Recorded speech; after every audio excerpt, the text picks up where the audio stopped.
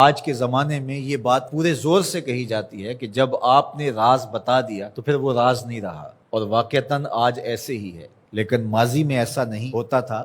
اور آج بھی جو اللہ کے بندے ہیں، جو حقیقی فلاح اور کامرانی والے لوگ ہیں، وہ آج بھی ان چیزوں کی پاسداری کرتے ہیں۔ یہ امانت ہے، اس امانت کو ضائع نہیں کرتے۔ اسی طرح آپ جو کام کرنے جا رہے ہیں، جو آپ کا ذمہ لگایا گیا، تاکہ مزدور 8 گھنٹے کی ڈیوٹی ہے تو وہ اس کے اندر کم چور بن جائے، تو وہ بھی امانت کے اندر خیانت کر رہا۔ دفتری ذمہ داریاں ہیں تو وہ ان کو نہ نبھائیں، سارا دن سائلین باہر دھکے کھا رہے ہوتے ہیں اور اندر میٹنگز چل رہی ہوتی ہیں۔ آپ کو منصب دیا گیا تھا لوگوں کی ضرورتوں کو پورا کرنے کے لیے، آپ کی ذمہ داریوں میں یہ چیز شامل ہے کہ آنے والے لوگوں کی ضرورت کو پورا کریں، تو یہ امانت کے زمرے میں آتا ہے۔ ممبر و محراب یہ بھی ایک ذمہ داری ہے، اس کے جو تقاضے ہیں اس کو نبھانا پڑے گا، اور اگر نہیں نبھاتے ہیں تو آپ اس امانت کو صحیح طرح ادا نہیں کر سکتے۔ تو اس سے صرف مالی امانات ہی مراد نہیں ہے، اس سے ہر وہ چیز جو اس زمرے میں ہو اس کو شمار کیا جائے گا۔ اور یہ بات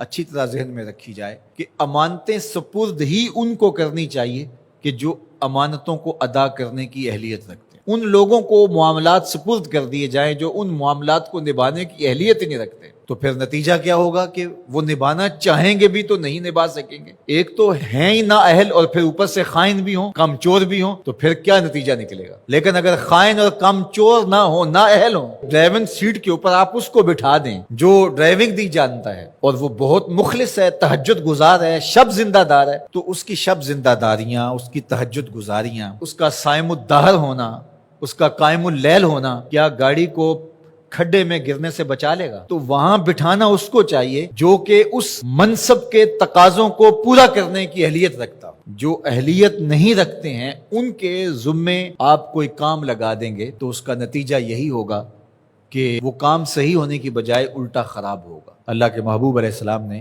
قیامت کی نشانیاں بیان کرتے ہوئے ایک نشانی یہ بھی بیان فرمائی تھی، اذا وسد الامر الی غیر اہلہ فانتظر الساعہ، جب معاملات ایسے لوگوں کے سپرد کیے جائیں جو نااہل ہوں تو فرمایا پھر قیامت کا انتظار کرنا۔ اس لیے ہمیں اپنی زندگی پر بہت زیادہ غور کرنا ہوگا، جو میرے ذمے کام ہے میں اس کو نبھاؤں اور اس کو دل و جان سے نبھاؤں۔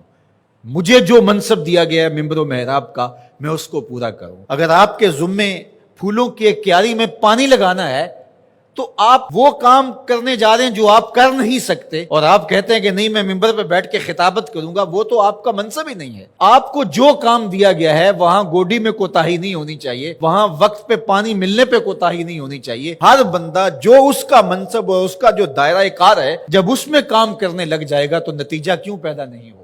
یہاں مسئلہ یہ ہے کہ ہر بندہ کہتا ہے کہ میں یہ کروں گا جو وہ کر ہی نہیں سکتا ہے، اور کچھ لوگ توقع بھی لگا کے بیٹھتے ہیں اور ہم حیران ہوتے ہیں کہ یہ کس طرح ہو سکتا ہے، جو ضابطہ اس کے مطابق ہی کام ہوتے ہیں۔ تو اللہ تعالیٰ جل شانہ اس قوم کی حالت نہیں بدلتا جو اپنی حالت خود بدلنے کے لیے آمادہ نہیں ہوتی۔ آج امت مسلمہ کا مسئلہ یہ ہے کہ امت مسلمہ میں وہ صلاحیتیں جو ہونی چاہیے تھی، ایک تو مفقود ہیں، دوسرا تقسیم کار نہ ہونے کی وجہ سے آج امت لڑکتی چلی جا رہی ہے، اور آج ہم وہاں کھڑے ہیں جہاں ہمیں کھڑا نہیں ہونا چاہیے تھا۔ خدا کرے کہ اس چمن میں بہار آئے اور یہ امت پھر فروغ پائے، اور اگر ہم اپنے حصے کا کام نہیں کریں گے تو اللہ تعالیٰ جل شانہ اس دین کو کبھی مٹنے نہیں دے گا۔ یہ بات ذہن میں رکھیے گا، یہ دین غالب ہی رہے گا، یہ دین ہمارا محتاج نہیں ہے۔ اللہ ہماری جگہ کسی اور شخص کو لے آئے گا اور اس کے ذریعے سے دین کو غالب کرے گا۔ اس لیے ہم نے اپنے حصے کا کام کرنا ہے، اس کو کبھی بھی ترک نہیں کرنا ہے۔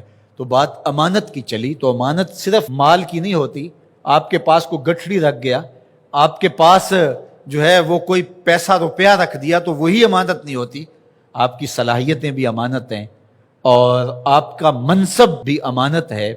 آپ پر جو لوگوں نے توقع کی، ٹرسٹ کیا، وہ بھی امانت ہے۔ اور آپ سے کسی نے گفتگو کی، گھر کی بات شیئر کی، آپ کو پیر سمجھ کے، مرشد سمجھ کے، بڑا سمجھ کے، محلے کا بڑا سمجھ کے، تو وہ بھی امانت ہے۔ تو اللہ تعالیٰ جل شانہ نے یہاں دو چیزیں خاص طور پہ بیان فرمائی، امانت اور عہد کے اندر جو وعدہ کر دیا ہے اس کے اندر خیانت نہ کی جائے۔ یہ دو چیزیں